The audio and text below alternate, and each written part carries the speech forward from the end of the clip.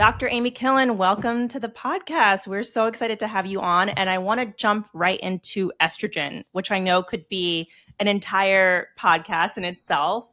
But we support a lot of women who are going through what would be typically called estrogen dominance. So heavy periods, breast tenderness, hormonal acne, weight fluctuations around their cycle. And you have talked so much about estrogen. So I just want to ask, is there such a thing as good estrogen and bad estrogen? And could bad estrogen be driving some of these symptoms? What do women need to know? That's a great question. I think a lot of doctors would say that, yes, there are bad estrogens and good estrogens.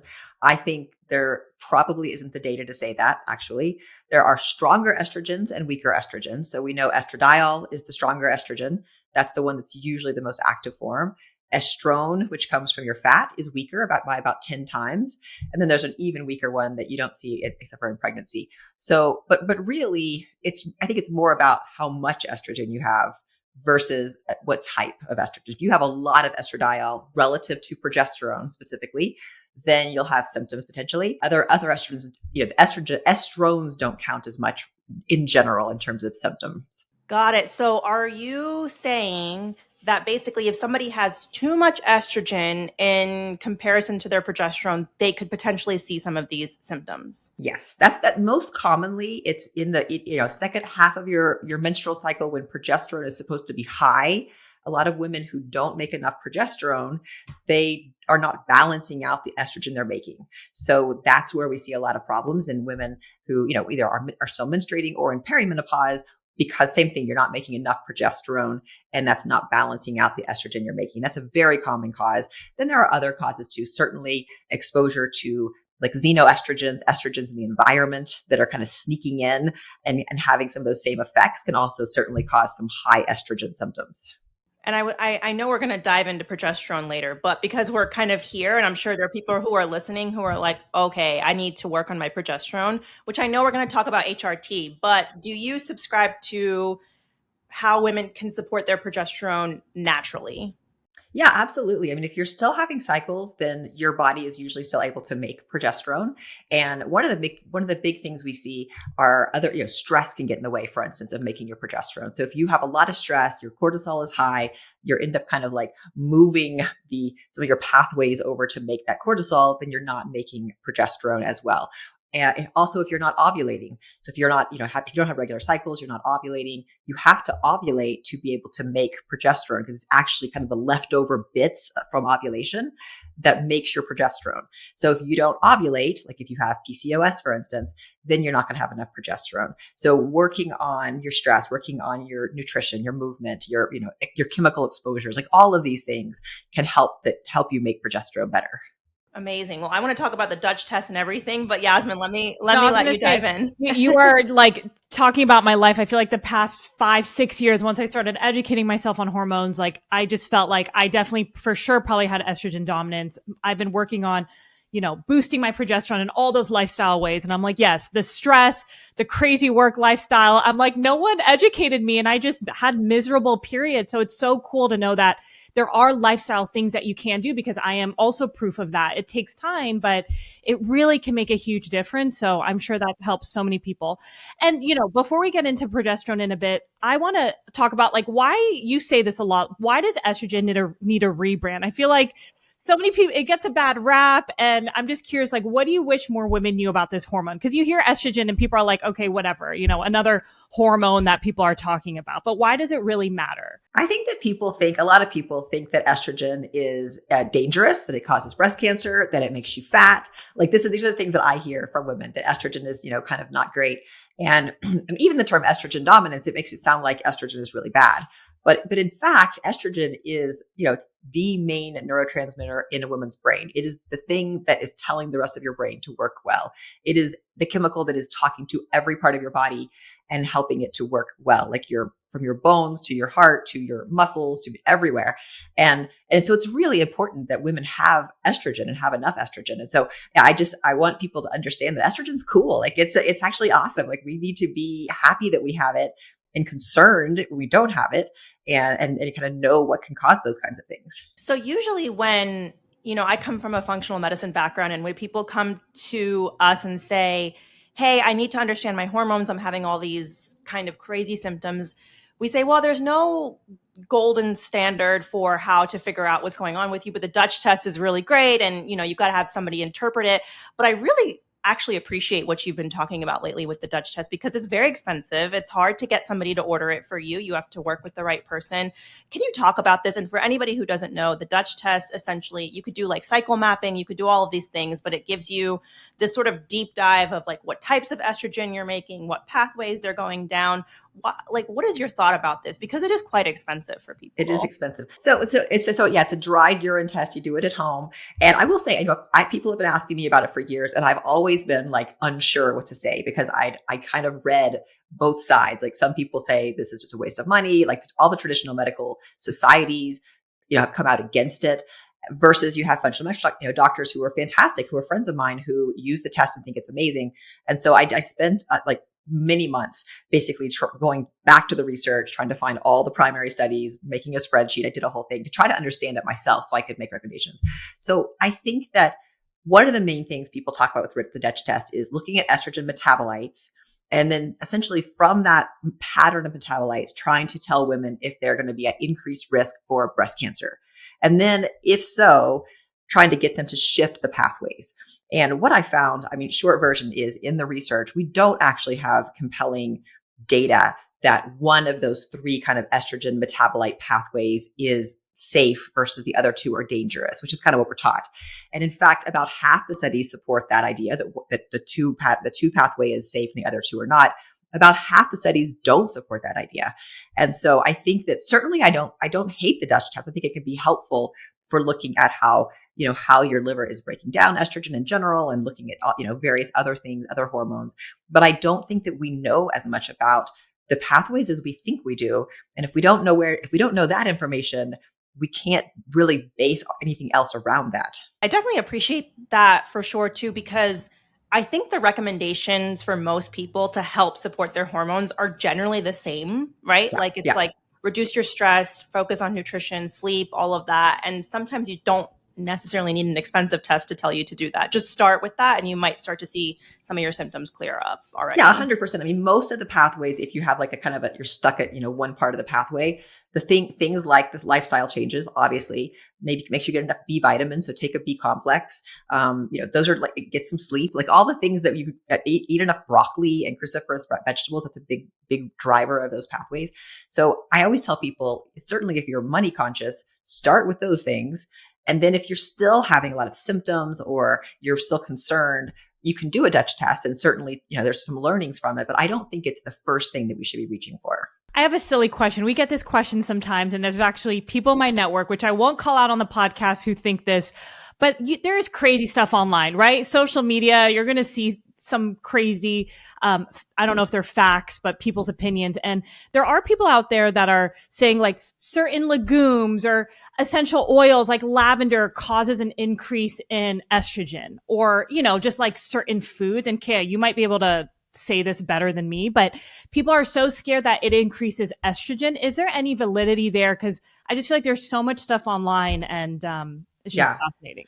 There are certainly foods that are phytoestrogen foods. Soy is a phytoestrogen, but flaxseed, that are going to act in a similar way to a very weak estrogen in your body. So they're very weak compared to estradiol, which is the one that, the primary estrogen we have.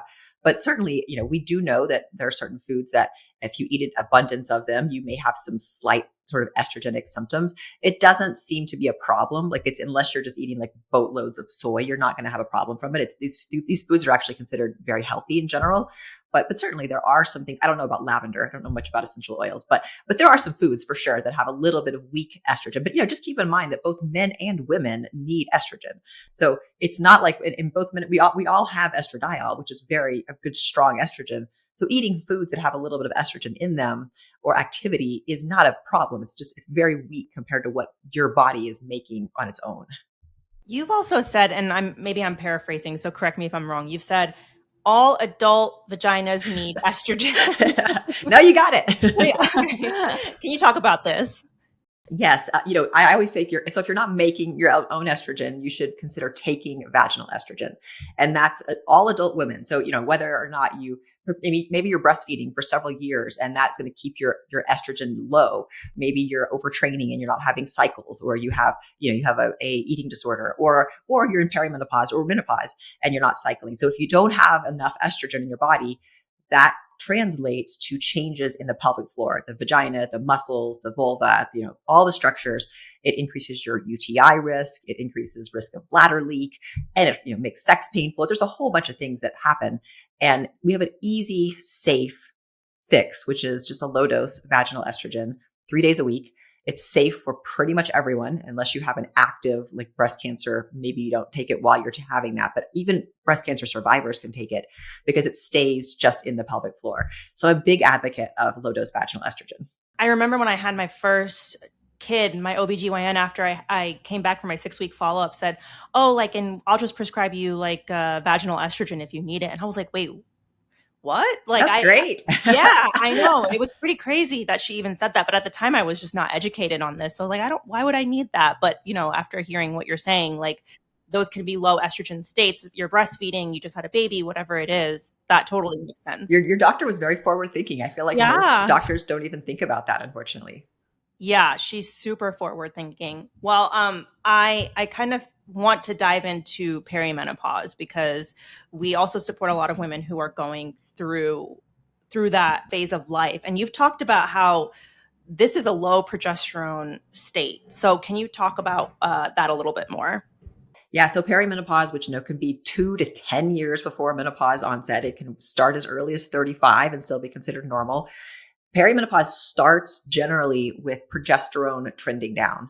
And part of that reason, again, is because you're not ovulating regularly. And so because of that, you're not making progesterone regularly in the second half of your cycle.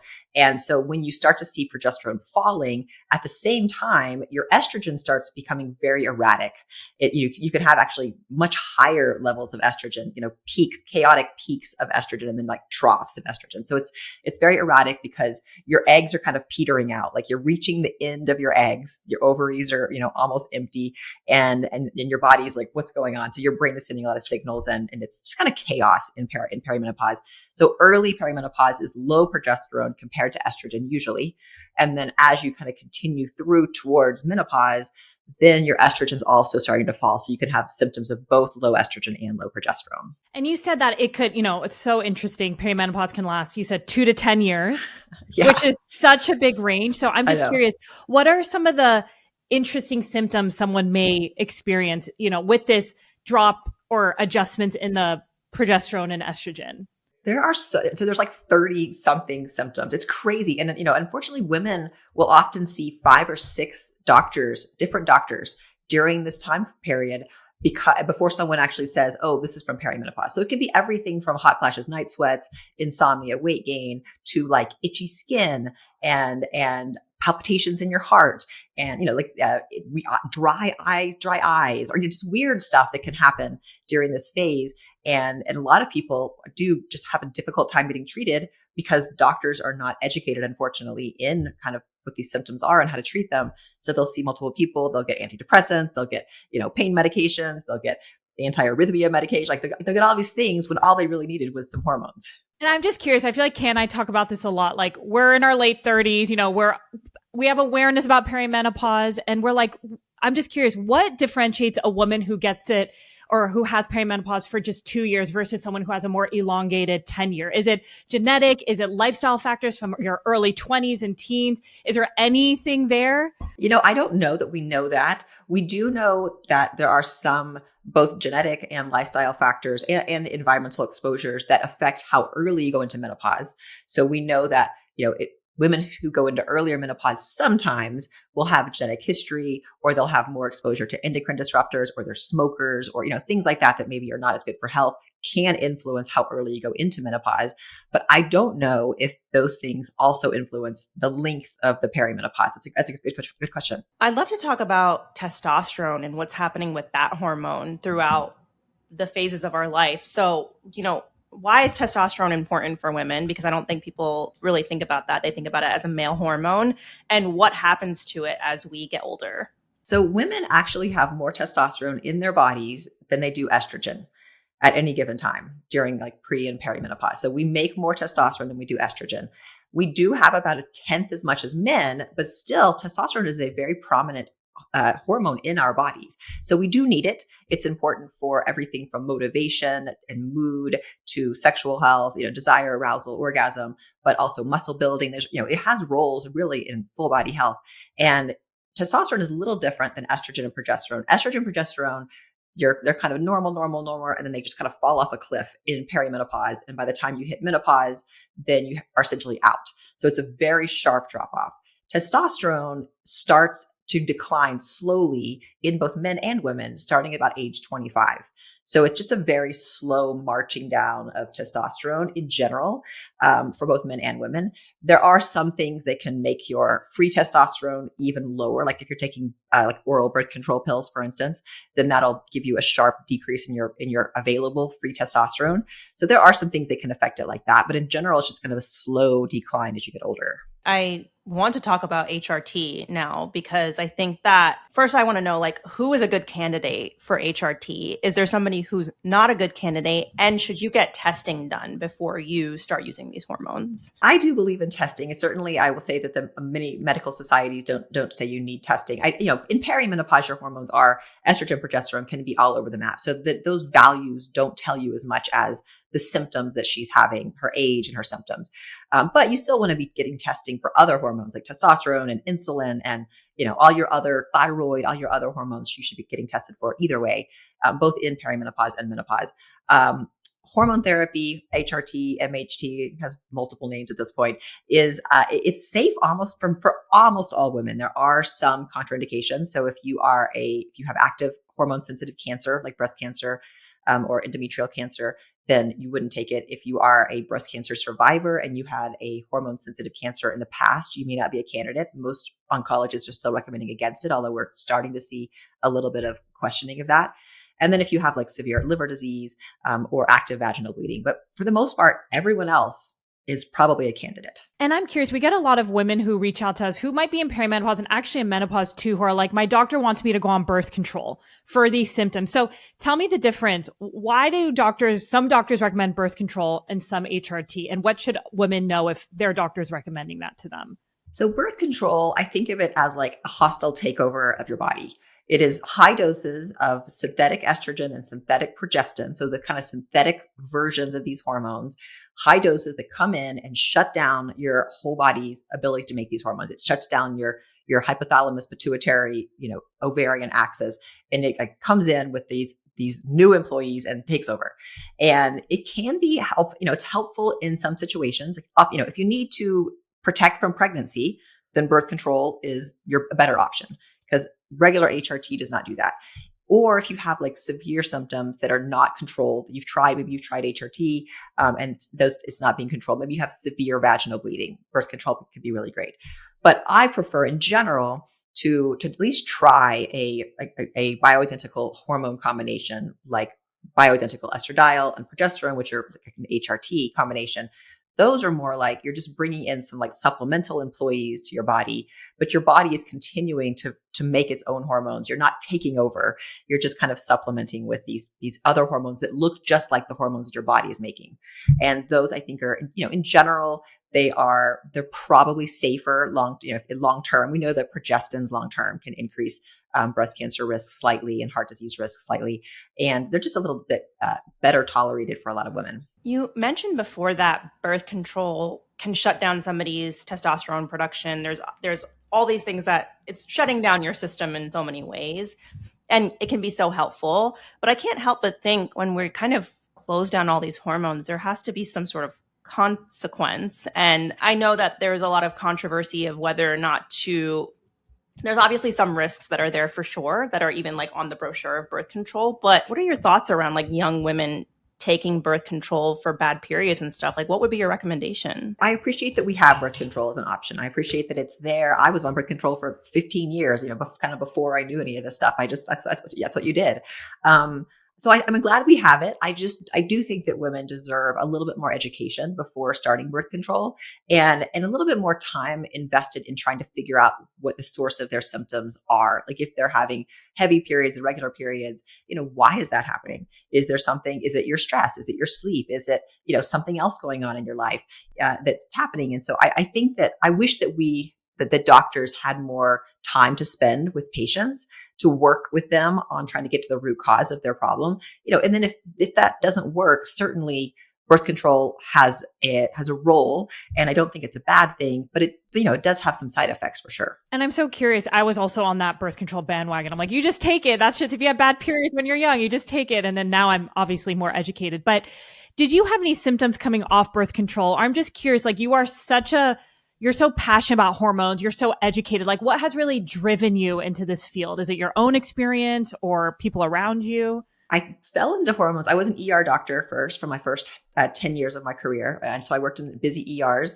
And then I had 3 kids of my own within 2 years. And then at the same time, my husband had moved out of state for a job and I had to be at work in the ER at 4 a.m.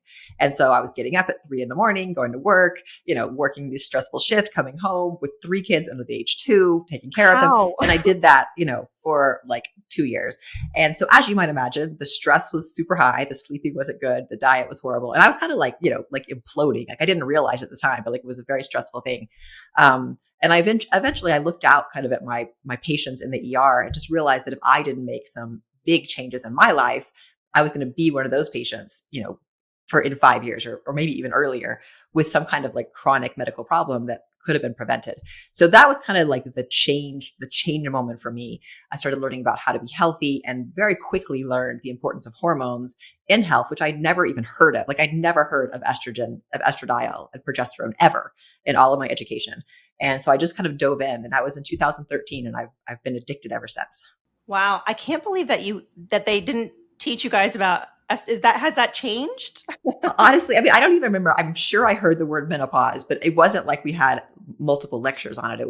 It might've been something that like we heard in passing, never heard about the hormones really. And I think it's getting better a little bit, but traditional medicine is still really not great at teaching this stuff. Like, because of the Women's Health Initiative, that study that kind of scared women off of hormones in 2002, there's been this like 20 something year gap in the medical education of doctors. So the doctors come out, they just don't know this stuff. They just haven't heard about it. And they don't think it's important because they haven't heard about it. And so you get this situation where unless those doctors go out and really educate themselves, which is hard and takes a long time, then they're just not going to know.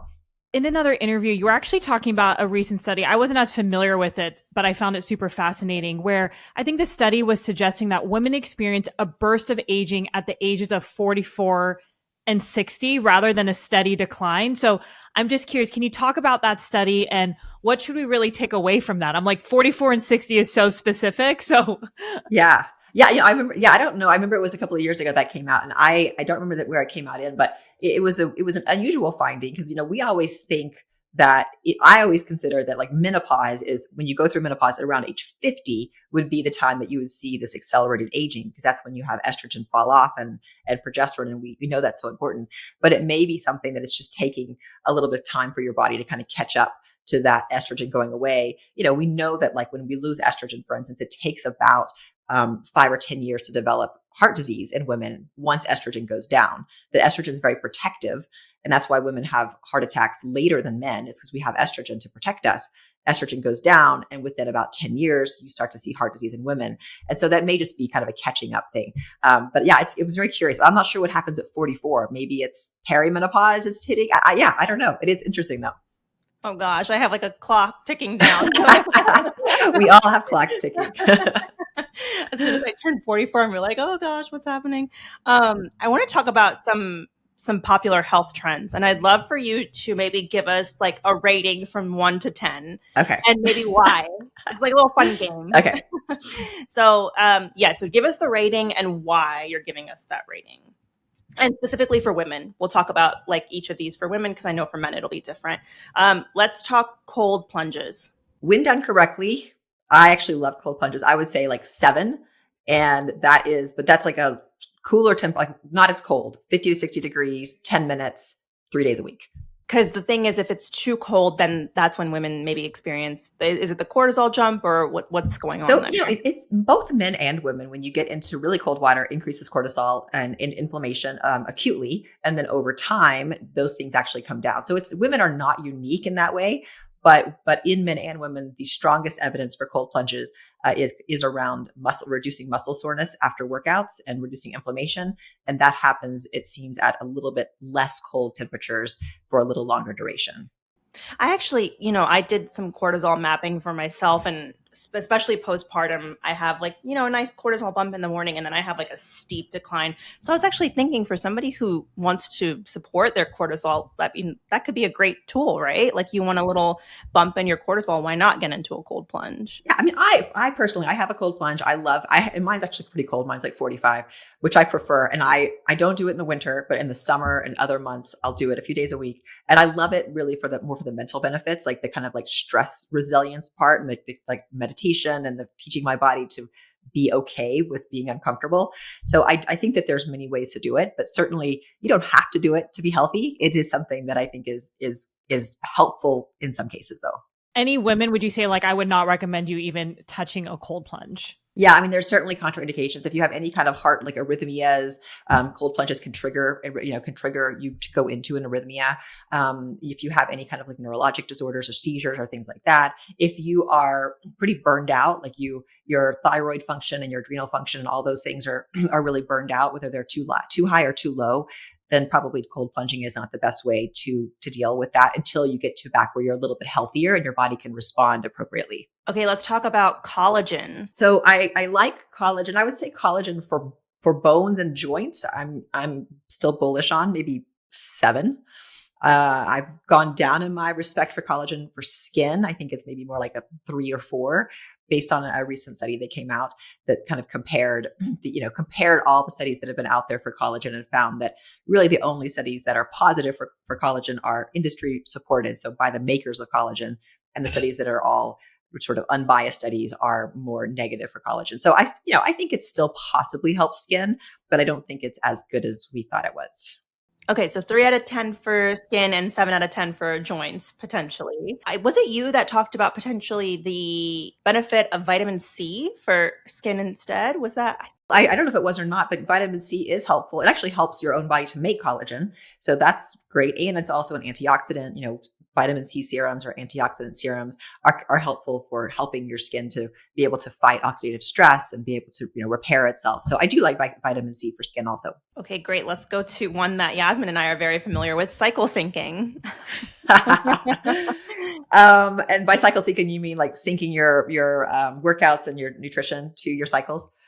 I would give that a 2. Here's what I will say, with the caveat being, if it works for you and you feel good at mapping out your cycle and working out differently in different parts of your cycle, I'm all for it. Like, I think individual, workouts, individual approaches are always necessary and important. But as far as like just a population level, the data is not super strong that you need to be doing less during certain parts of the cycle versus more. And I think for me, it's the consistency that wins. And so I would much rather you work out the same or similarly most days than try to really adjust your workouts based on where you are in your cycle. Yeah. And it's also exhausting. I cannot keep up with imagine. that. No, I don't even, my periods still surprise me. Like, I still don't even know whenever anything's happened. I cannot track anything. And so it's always like a surprise. So I can't imagine being that focused, but some people are, and it works for them. And if it works for you, I don't think it's harmful in any way. Yeah, we had a researcher on, and she had a very similar mentality with cycle syncing. And it's interesting because some people are like, oh, I have really bad periods. I might I don't feel like doing that workout that I do. And she said similar, like, you honor how your body feels. Like, totally. It's just, if we can be more, tuned into how we feel, like, which maybe for some people might be cycle syncing, but it's like, just honor how you feel. If you're feeling a little more fatigued, but maybe showing up and doing the workout a little bit, less in time or less intensity is a way to do it. So I love that. It's like, try to be as consistent as you can be and listen to what your body says versus like, okay, it's day 15 and I need to do this, or I have to avoid like intense weights, which, is already more complicated. It's like, just stay with the basics. Exactly. That's what I think too. First of all, a lot of people might not even know what wild yam cream is. So can you tell us what it is and tell us your thoughts? Wild yam cream, like you get on social media, Instagram, I would give that a 0. And so wild yam cream, basically the idea behind it is that it's like an alternative to progesterone cream. And it's sold on various places, marketplaces, as this like natural alternative to progesterone. And it sounds really great. Like it's like, oh, it's so nice. And progesterone can be made from wild yams. So that's where that sort of nugget of truth comes from. The problem is that the active ingredient, this what's called diostin, and that's in wild yam cream, cannot be made into progesterone in the human body. So when you apply wild yams, like in their like whatever, like cream form, extract form to your body, you are not able to make progesterone from that. And we know that from many studies. We know that does not actually increase or change your progesterone or estrogen levels at all. But some women swear by it. There are some wild yam creams that have progesterone in them. Essentially, they've been in a laboratory, they made progesterone and added it back to the cream. And so it's wild yams with progesterone. And that's a different story. That actually will have some progesterone activity and maybe is useful during like premenopause or perimenopause. Is that bioidentical hormones or? Yeah. Okay. Yeah, it would be bioidentical progesterone. And it would say progesterone USP on the label if that was in there. And I don't like progesterone cream as much as I like other forms of progesterone in general, because it's kind of variable absorption through the skin. But I think if you want to try something in pre or perimenopause for symptom relief, it's not a horrible choice. It's just not something that I recommend later on for uterine protection for women who are taking estrogen and need to protect their uterus from cancer. Okay, let's talk about creatine. Creatine. Am I giving it a score still? Creatine, I do like a lot. I'm going to give creatine like an 8. I'm not sure what gets a 10 in my book. I know. I was going to ask. I know. What is the 10? Creatine, we know it has tons of data for performance and muscle building and gym performance, but it also has some good benefits for brain health we're seeing now. And it is, it's easy to take. It's very well tolerated, very safe. So I am a fan of that. Okay, amazing. 8 out of 10. I was going to say maybe exercise. Yeah, I mean to exercise, sleep, I guess the basics, like walks in nature in my book, get a 10. Yeah. How about intermittent fasting? I'm going to say 5 on that. I think that there are people who benefit from it. And I think it also depends on how long the fast is. Certainly some people love like doing like 18 hours of fasting and 6 hours off. Like that works for some people. I think it can be helpful for some people to reduce calorie intake. And they just find it easier not to eat as much. So you can maybe lose weight because you aren't eating as much. We know that intermittent fasting alone is not necessarily a good diet tool. Like it's not going to make you lose weight than someone else who's eating the same number of calories a day. And I think it could be helpful, but I also worry in people who, like myself, I don't have a lot of muscles. I'm always trying to gain muscle. Like I'm pretty skinny. And so I don't want to not eat. Like I need to always be eating because it's important, but I think it's, everyone's different. So I think it can be helpful for some people, but I don't think everyone has to do it. Okay. How about red light therapy? I like red light. I'm going to give that a 6.5. Which is good. I think it's great. I think it's a nice bonus tool. We have good data for hair growth. So if you like the red light caps, I give them to I do a lot of regenerative medicine procedures, like stem cell procedures. And I always give my patients or cell patients the red light therapy caps for afterwards. So we have good hair data from it. We have some pretty good skin data, especially for recovery from like skin procedures, laser procedures, anywhere you need to kind of help with skin healing. Red light can be great. And then just kind of full body energy production if you're doing like a larger, panels or beds or things like that. So I think the data is pretty solid. I don't think you have to do it, but I think it's kind of a nice add-on if you have it. So I think the bottom line that I'm getting from all the ones that we mentioned is these are all nice add-ons potentially, but they're not the foundations. They're all trends for a reason, right? So, yeah, totally. Like start with the basics. You're like on the up and up of the latest studies or the most interesting trends. Is there anything that is sparking your interest right now? There's some interesting research. Like there was an interesting research that just came out about a therapeutic plasma exchange that came out a month or two ago, which is something that I think is really is kind of fascinating. For basically the idea behind that is that you get to go to a clinic. It's pretty expensive, honestly, but we have it at our clinics in Texas and Florida. But essentially, it takes your blood out and it separates the plasma from the red blood cells, and then it gets rid of some of your plasma and replaces it with some clean like protein, like an albumin mixture. And so it's a way to kind of get rid of like microplastics and to get rid of some of your lipids and your dead cells and things like that. And there was a recent study that came out a couple of months ago in Aging Cell that essentially they did a series of these treatments. And after just 2 or 3 treatments, they saw a reduction in kind of overall epigenetic age in these people by about up to 2.5 years, which is pretty good for just like 2 treatments. So I think it's one of those things that's kind of promising, but it is also expensive and not necessarily available to, the masses. Yeah, we've been hearing about that. Is this the same thing as, this might be different, EVU? A little different. EBO2 or EBU is a little different. Same kind of idea. You're taking some blood out. With that one, you're filtering it. You're adding ozone and red light and you're putting it back in, but you're not taking out the plasma. You're just kind of filtering what you already have. So it's not quite as strong, but it can be helpful especially for like inflammatory conditions and things like that, like autoimmune conditions, a lot of inflammation. I mean, it's exciting to see all these things popping up. I think we're going to need it because microplastics are so scary and it's like there's no escape. So it'll be interesting to see what the future holds, but I'm hopeful. Yeah, they are scary. And I hope we have better. I mean, TPE is great, but it takes like, 4 hours. You got to have IVs in both arms. Like I have only one good vein, so I can't even do it because I don't have enough veins to do it. So I'm hoping that we develop better ways to get rid of microplastics than this in the future. But for now, it is one of the few things that we think it can actually remove microplastics. I was going to say, how about some of the stuff that's coming out about how certain foods could be potentially helpful, like beta glucans from oats and fiber or polyphenols? Do you know anything about I don't that? I don't know much about the foods, and I don't know. I mean, I love the idea of it, but especially when the microplastics, when they get like into your ovaries and your testes and your arterial walls, like I don't know how we're going to get to those. Like I feel like they're just going to be stuck. How do you even test for microplastics? Because I know you hear this and I'm like, I'm sure it's in all of our organs in some sense, but like I cannot find anything that will like test that. But is there anything? There are some tests. I mean, Brian Johnson had a test that he brought out. I mean, he was selling, but from what I have talked to the other doctors who do these stuff, like none of the tests are super reliable. Like you could test one day and then test again a week later and you get very different results. And so I don't have a great answer yet. We're looking for a good test for that at our clinics.